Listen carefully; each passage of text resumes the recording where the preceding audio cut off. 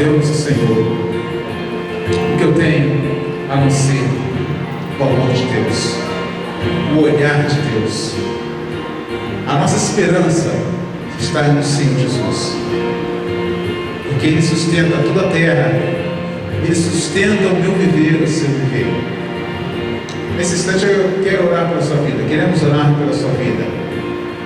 Se você quer entregar diante desse Deus poderoso, sua família, o seu problema, se o seu coração está triste nessa noite, vem aqui à frente, nós vamos orar por você, nós vamos ministrar uma oração para alegrar o teu coração, para desimpedir aquilo que tanto tribula a sua vida, aquilo que tanto causa dificuldade na sua vida. Vem aqui à frente, nós vamos orar por você. Sem medo de ser feliz, sem medo de receber a oração de Jesus nesse instante. O Senhor que sustenta a minha vida, o Senhor que sustenta a minha casa. Não obstante ainda, ore pelo seu coração para que você possa ouvir a palavra de Deus claramente. Vou convidar o pastor Hamilton, ele vai estar aqui à frente, orando por esse momento da palavra, nesse momento de dificuldade, nesse momento onde o Senhor vai ministrar a cura, a alegria no seu coração. Ainda que você não tenha vindo aqui à frente, mas se pela fé você crê que Deus pode fazer o milagre que é necessário na sua vida, então creia no Senhor. Fecha teus olhos, confie em Deus, entregue a tua causa ao Senhor, entregue a tua vida ao Senhor, porque Ele pode fazer maravilhas na sua vida. Pai, nós louvamos o Teu nome, nós bendizemos o Teu nome pela Tua grandeza, pela Tua majestade, pelo Teu poder, pelo Teu amor, pela Tua glória, Senhor Deus. Nós louvamos o Teu nome pela Tua presença nesse lugar, Pai querido. O Senhor é fundamental para nós não abrimos mão da Tua presença aqui. O Senhor para nós é tudo. E nós queremos colocar diante do Teu altar cada pessoa, cada família, cada vida que tem um imenso valor aqui diante do Senhor.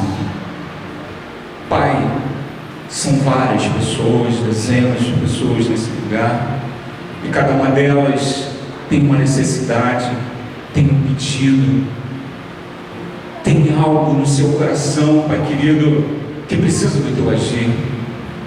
Talvez seja uma mãe com seu coração aflito, um pai que precisa de uma porta de emprego, um filho que está doente. Não importa qual a situação, não importa qual o problema, nós cremos que todo o poder está em Ti. Nós cremos que o Senhor pode agir com poder e autoridade na vida desta pessoa nessa noite. Eu creio que esta noite, nesse lugar, Senhor Deus, todos que estão aqui, Pai querido, foram trazidos não por convite, Senhor Deus, de amigos, parentes, mas o Senhor conduziu cada um que está nesse lugar, porque algo de especial o Senhor tem preparado para cada um de nós. E eu tenho certeza, Pai, que em nome de Jesus, através da nossa fé, do nosso coração, crendo de todo o coração, de toda a inteireza de nosso coração, o Senhor pode fazer maravilhas. A palavra diz: entrega o teu caminho ao Senhor, confia nele e o mais Ele fará.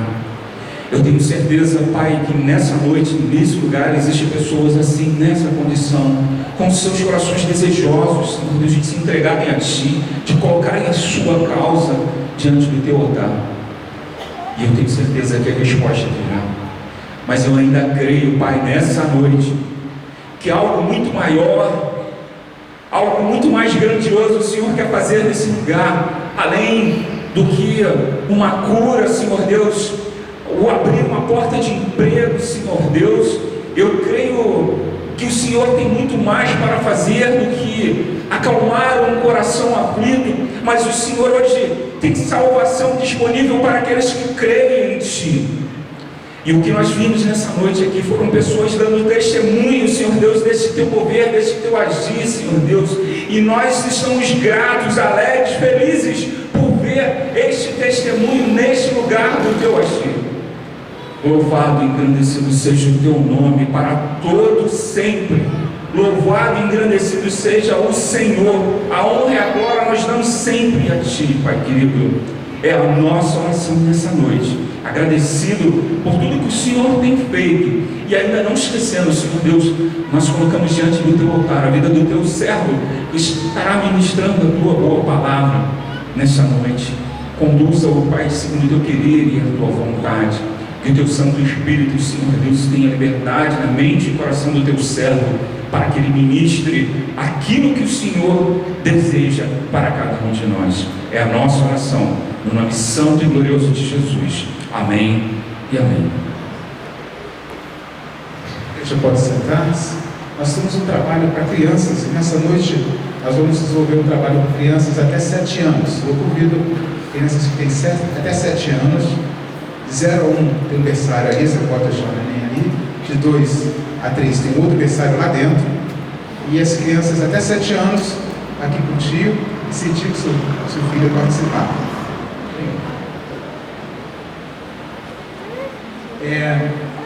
Nós estamos ao visto das crianças aí, Anne, mas eu creio que vai estar comprometido. No dia 28 de junho, último sábado desse mês, nós teremos uma escola bíblica infantil, começando às 8h30 até às 5 horas, o dia inteiro de atividade com crianças até 10 anos, de 3 a 10 anos. Então, nós teremos um trabalho de sábado o dia inteiro e no domingo pela manhã. Eu convido crianças da comunidade, crianças vizinhas da sua rua, para participar desse trabalho direcionado para as crianças. Letícia vai orar de novo. Letícia vai orar contigo, vai? Amém, vamos orar. Pai, eu queria te agradecer pela vida de todos, por tudo que o Senhor já fez por nós e por tudo que o Senhor vai fazer, que você abençoe a vida de todos e de todos os meus amigos. Amém. Amém. Senhor, nós entregamos essas crianças, Pai, esse momento onde elas continuarão te adorando ali, uma linguagem própria para elas, que o Senhor possa marcar o coração de cada uma delas neste dia. É o que nós pedimos em nome de Jesus. Amém. Vamos lá? Devagarinho. Tem as tias lá, o tio também, pastor.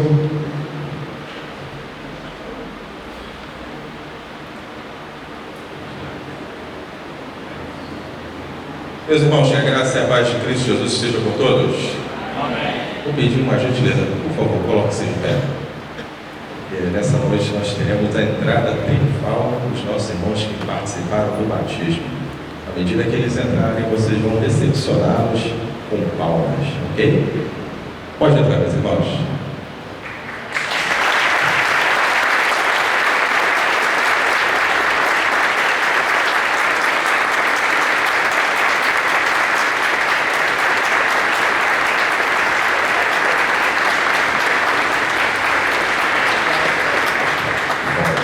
Pode se assentar.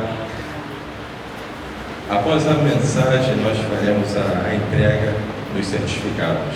É mesmo porque me parece que tem alguns parentes que ainda estão para chegar, então vamos deixar a entrega dos certificados para o final dessa reunião.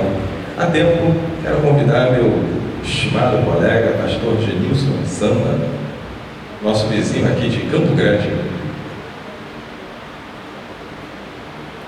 colega de ministério, colega também de academia não de física, né, mas academia intelectual. Somos estudantes, fizemos o mestrado junto no Betel, e já é a segunda vez que ele veio ano passado, participou do batismo, e está vindo hoje novamente. Torna-se então o pregador oficial do dia do batismo aqui de novo. Pastor Genilson, que Deus mais uma vez use poderosamente na transmissão da palavra de Deus. Que o irmão seja a boca de Deus nesse lugar, em nome de Jesus. Senhor, nós queremos te agradecer pela vinda do pastor Genilson, junto com a sua família, até este lugar, para nos compartilhar a tua palavra. Que neste momento o Senhor possa usá-lo com poder e grande glória da transmissão da tua mensagem, a fim de que o teu nome seja glorificado e vidas mais uma vez venham se render aos teus pés, em nome de Jesus. Amém. E amém. Amém, amados? Ficamos muito felizes, honrados de aquecer o convite dos irmãos para estar aqui nessa noite, uma noite festiva, uma noite alegre. Com certeza, se nós saíssemos daqui com a mensagem dos testemunhos dos irmãos, isso já seria suficiente para produzir transformações em muitos corações aqui nessa noite. Não existe mensagem mais contundente, mais profunda, mais aguda e arguta do que a mensagem proferida por um coração transformado. Quando você percebe gerações ocorridas dentro de corações que muitas vezes estavam empedernidos, cauterizados pelo pecado, e aí foram transformados pelo poder do Senhor, pelo poder de Deus. Essa é a mensagem. Essa é a mensagem do Evangelho. Deus abençoe essa igreja, os irmãos, o pastor Leonardo. Deus possa estar produzindo aí a cada dia mais crescimento no seio dessa agência de Cristo Jesus. Minha esposa está comigo aqui, a Roseli, minha filha Sueli, está comigo, me acompanhando hoje. Trazemos também um abraço da Igreja Batista Nova Aurora, lá em Campo Grande, igreja onde o pastor Leonardo também está sempre sendo requisitado, sempre atendendo os nossos convites. Por conta disso, essa dívida que temos com ele, não existe como negar nenhum convite que não é convite, é intimação, né? O nome Leonardo Matias lá em Nova Aurora não é nome, é uma senha. Então a gente, quando ele liga para lá, ele ou o Gilson, o pastor Gilson, a gente acaba tendo que, mesmo se nós tivéssemos qualquer outro compromisso, nós desmarcaríamos para estar aqui com os irmãos. Deus abençoe essa igreja. Quero meditar com os irmãos nessa noite. O texto se encontra lá no primeiro livro de Samuel, no capítulo 5. Samuel, capítulo 5. E nós leremos a partir do versículo 1.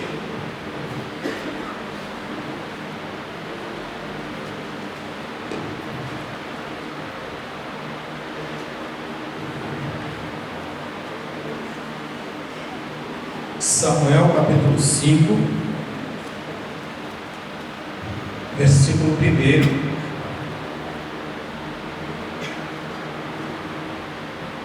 Nós vamos fazer uma viagem bíblica aí dentro desses versículos e invadiremos também o capítulo 6, uma história muito interessante.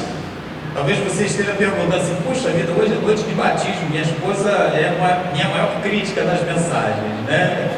Eu sempre pergunto para ela: e aí, como é que foi? O que você achou? E ela sempre tem um ajuste para fazer. E há muito tempo que eu não pergunto nada para ela, e com certeza na volta para casa não vou perguntar nada, porque ela vai dizer muita coisa. Então eu vou ficar caladinho, mas eu sei que o texto ele consegue trazer para nós muitas lições importantes para a igreja e para você que está aqui nessa noite. A igreja, ela é a família de Deus, composição dos salvos, dos santos, dos que foram batizados e reconheceram Cristo como Senhor e Salvador. Você que está aqui nessa noite e não teve ainda essa experiência, a nossa oração é que Deus ele possa estar falando no teu coração e levando você a ter algumas reflexões íntimas e pessoais e tomar decisões sérias sobre aquilo que a palavra de Deus, a Bíblia Sagrada, estará confrontando você nessa noite. O texto diz assim: os filisteus tomaram a arca de Deus e a levaram de Ebenezer a Asdod. Tomaram os filisteus a arca de Deus e a meteram na casa de Dagon, junto a este. Levantando-se, porém, de madrugada os de Asdod, no dia seguinte, eis que estava caído Dagon com o rosto em terra, diante da arca do Senhor. Tomaram-no e tornaram a pô-lo no seu lugar. Levantando-se de madrugada, no dia seguinte, pela manhã, eis que Dagon jazia caído de braços diante da arca do Senhor. A cabeça de Dagon e as suas mãos estavam cortadas sobre o limiar, dele ficara apenas o tronco. Por isso os sacerdotes de Dagon e todos os que entram no seu templo não pisam o limiar em Asdod até o dia de hoje. Porém a mão do Senhor castigou duramente os de Asdod e os assolou e os feriu de tumores, tanto em Asdod como no seu território. Vendo os homens de Asdod que assim era, disseram: não fique conosco a harpa do Deus de Israel, pois a sua mão é dura sobre nós e sobre Dagom, nosso Deus.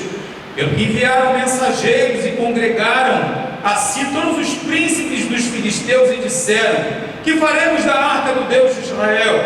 Responderam: seja levada a arca do Deus de Israel até Gate, e depois de cidade em cidade levaram até Gate. Depois de a terem levado, a mão do Senhor foi contra aquela cidade com muito grande terror, pois feriu os homens daquela cidade, desde o pequeno até o grande, e lhes nasceram tumores. Então enviaram a arca de Deus a Ecrom. Sucedeu, porém, que em lá chegando os ecronitas exclamaram, dizendo: transportaram até nós a arca do Deus de Israel para nos matarem, a nós e ao nosso povo. Então enviaram mensageiros e congregaram a todos os príncipes dos filisteus e disseram: devolvei a arca do Deus de Israel e torne para o seu lugar, para que não mate nem a nós nem ao nosso povo, porque havia terror de morte em toda a cidade, e a mão de Deus castigara duramente ali. Os homens que não morriam eram atingidos com os tumores, e o clamor da cidade subiu até o céu. 7 meses esteve a arca do Senhor na terra dos filisteus. Estes chamaram os sacerdotes, os adivinhadores, e lhe disseram: que faremos da arca do Senhor? Fazei-nos saber como a devolveremos para o seu lugar. Responderam eles: quando enviardes a arca do Deus de Israel, não a envieis vazia, porém enviá-la-eis a seu Deus com uma oferta pela culpa. Então sereis curados e sabereis por que a sua mão se não tira de vós. Então disseram: qual será a oferta pela culpa que lhes havemos de apresentar? Responderam: segundo o número dos príncipes dos filisteus, 5 tumores de ouro e 5 ratos de ouro, porquanto a praga é uma e a mesma sobre todos vós e sobre todos os vossos príncipes. Fazei umas imitações dos vossos tumores e dos vossos ratos, que andam destruindo a terra, e dai glória ao Deus de Israel. Porventura aliviará a sua mão de cima de vós e do vosso Deus e da vossa terra. Porque, pois, endurecereis o coração como os egípcios, e Faraó endureceram o coração. Porventura, depois de os haverem tratado tão mal, não os deixaram ir, e eles não se foram? Agora, pois, fazei um carro novo, tomai 2 vacas com crias, sobre as quais não se pôs ainda jugo, e atai-as ao carro sem seus bezerros, levá-los-eis para casa. Então tomai a arca do Senhor e ponde-a sobre o carro, e metei num cofre ao seu lado as figuras de ouro que lhes haveis de entregar como oferta pela culpa, e deixai-a ir. Reparai, se subir pelo caminho rumo do seu território a Bet-Semes, foi ele que nos fez este grande mal, e se não, saberemos que não foi a sua mão que nos feriu, foi casual o que nos sucedeu. Assim fizeram aqueles homens, e tomaram 2 vacas com crias, e as ataram ao carro, e os seus bezerros encerraram em casa. Puseram a arca do Senhor sobre o carro, como também o cofre com os ratos de ouro e com as imitações dos tumores. As vacas se encaminharam diretamente para Bet-Semes, e andando e berrando, seguiram sempre por esse mesmo caminho, sem se desviarem nem para a direita nem para a esquerda. Os príncipes dos filisteus foram atrás delas até o território de Bet-Semes. Andavam os de Bet-Semes fazendo a cega de trigo no vale, e levantando os olhos, viram a arca, e vendo-a, se alegraram. O carro veio a campo de Josué o Bet-Semita, e parou ali onde havia uma grande pedra. Fenderam a madeira do carro e ofereceram as vacas ao Senhor em holocausto. Os levitas desceram a arca do Senhor, como também o cofre que estava junto a ela, em que estavam as obras de ouro, e os puseram sobre a grande pedra. No mesmo dia, os homens de Bet-Semes ofereceram holocaustos e imolaram sacrifícios ao Senhor.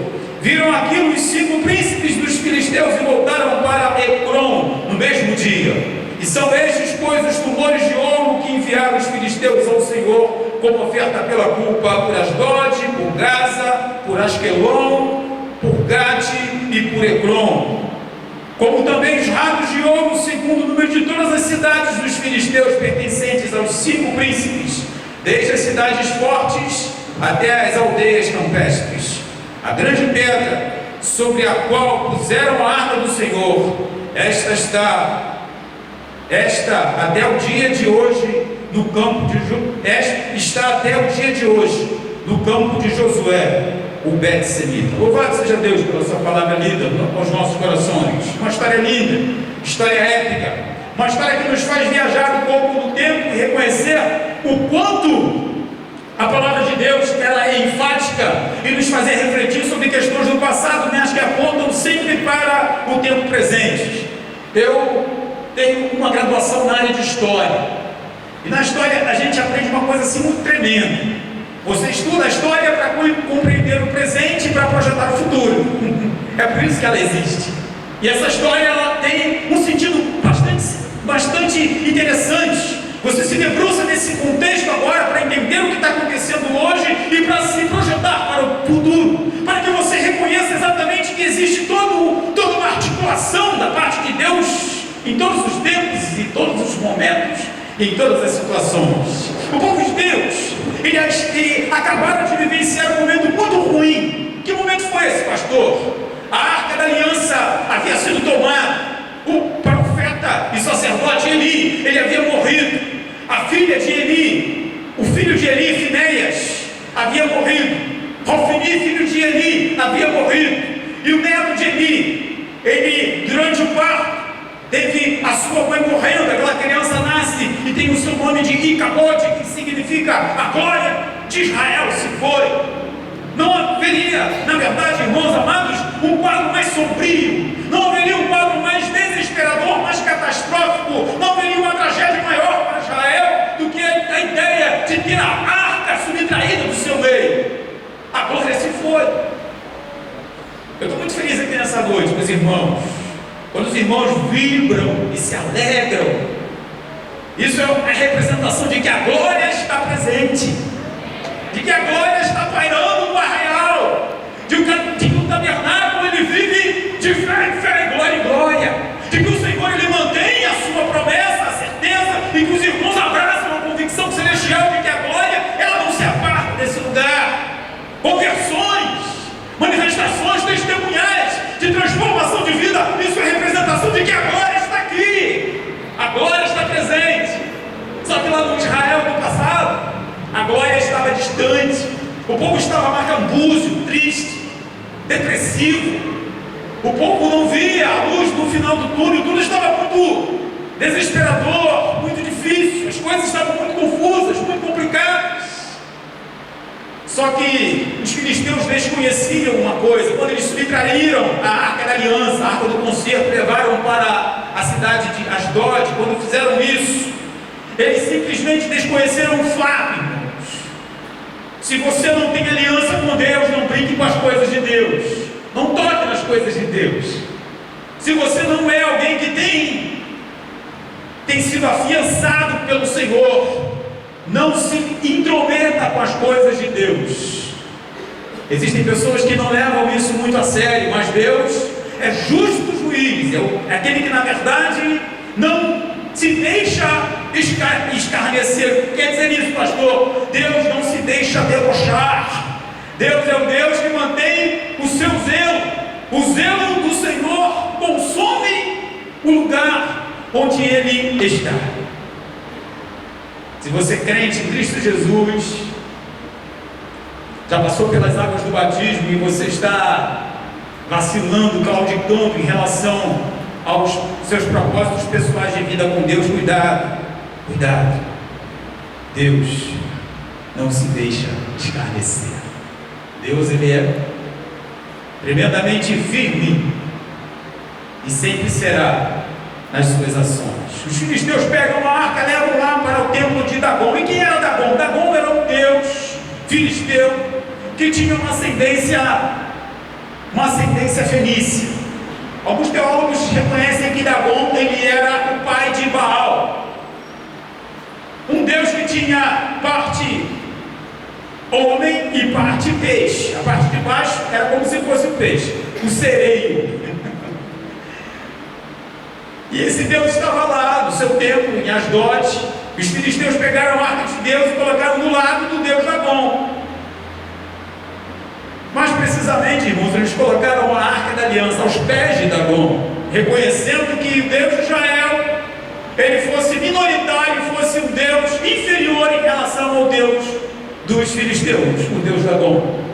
Só que quando eles chegam lá no dia seguinte, depois de terem feito isso, Dagon estava caído com o rosto na terra, como se estivesse prostrado diante da águia do Deus dos hebreus. Eu imagino que eles tenham pensado assim: puxa vida, né? O vento está forte aqui, aconteceu alguma intempérie muito séria, ele caiu, vamos colocá-lo no lugar de novo. E pegaram logo o Dagonzinho e colocaram ele no lugar de novo. E aí no dia seguinte, quando eles voltam lá, o que tinha ocorrido? Dagon estava com as suas mãos cortadas, com a sua cabeça cortada. Existem alguns comentários que dizem que o corte